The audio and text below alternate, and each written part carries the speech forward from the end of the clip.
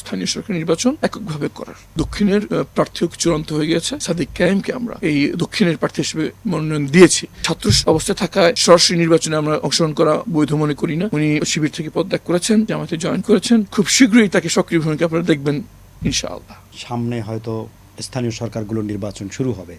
বিশেষ করে আমরা দেখছি ঢাকায় উত্তরে, যে এখানে আপনি সংসদ সদস্য বটে, সেইখানে জামাতের সম্ভাব্য প্রার্থী প্রচারণায়ও আছেন সেলিম উদ্দিন, যিনি ঢাকা উত্তর জামাতের আমিরের দায়িত্ব পালন করছেন দীর্ঘদিন থেকে। তা আপনারা এত তাড়াতাড়ি কেন প্রচারে নামলেন? মানে এটা কি আপনাদের কি কৌশল?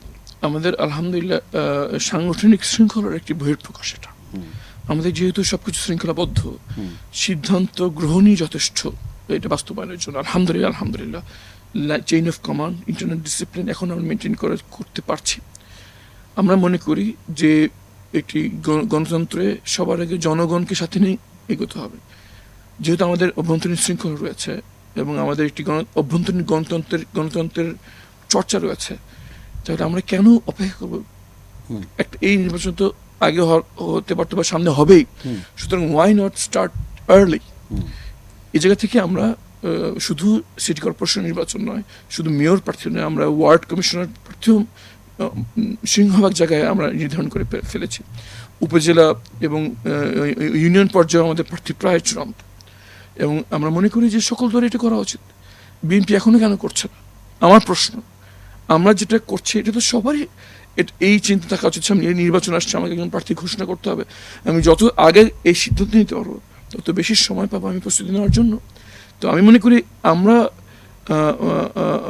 আনকমন বা অযৌক্তিক কিছু করিনি, বরং এটা সবার করা উচিত ছিল। আমি মনে করি বিএনপিকে খুব দ্রুত সিদ্ধান্ত নেওয়া উচিত এবং খুব দ্রুত তফসিল ঘোষণা করা উচিত, যাতে আমরা এই ব্যাপারে কাজ করতে পারি। আলহামদুলিল্লাহ। আচ্ছা, এক্ষেত্রে আপনারা উত্তরে আপনার প্রার্থী সক্রিয়, কিন্তু দক্ষিণে কাউকে জামাতের তৎপরতা চালাতে দেখছি না। এটা লোকজন বলছে যে আপনারা এনসিপিকে ছেড়ে দিবেন। আসলে কি সেরকম কোনো সিদ্ধান্ত আপনাদের আছে? এখন পর্যন্ত এরকম কোনো সিদ্ধান্ত হয়নি, বরঞ্চ আমাদের দলীয় সিদ্ধান্ত হচ্ছে স্থানীয় সরকার নির্বাচন এককভাবে করার, জোটবদ্ধ করার সিদ্ধান্ত এখন পর্যন্ত হয়নি। বরঞ্চ স্বাভাবিকভাবে যেভাবে দলবদ্ধভাবে করা হয় সেটারই সিদ্ধান্ত আমাদের ঘোষিত সিদ্ধান্ত। দ্বিতীয়ত, দক্ষিণের প্রার্থী চূড়ান্ত হয়ে গেছে। তিনি আমাদের ডাকসুর নির্বাচিত ভিপি সাদিক কায়েমকে আমরা এই দক্ষিণের প্রার্থী হিসেবে মনোনয়ন দিয়েছি এবং সেটা প্রকাশ্যে বলা হয়েছে। যেহেতু সে এখন একটি গুরুত্বপূর্ণ দায়িত্বে রয়েছে এবং অফিসিয়ালি তার ছাত্র জীবন এখনো শেষ, কয়েকদিন আগে উনি ঘোষণা দিয়ে ছাত্র সংগঠন থেকে ছুটি নিয়েছেন এবং জামাতে সদস্যপদ গ্রহণ করেছেন। এখন তিনি আস্তে আস্তে সক্রিয় হবেন ইনশাআল্লাহ। আমরা ছাত্র অবস্থায় থাকায় আমরা কোনো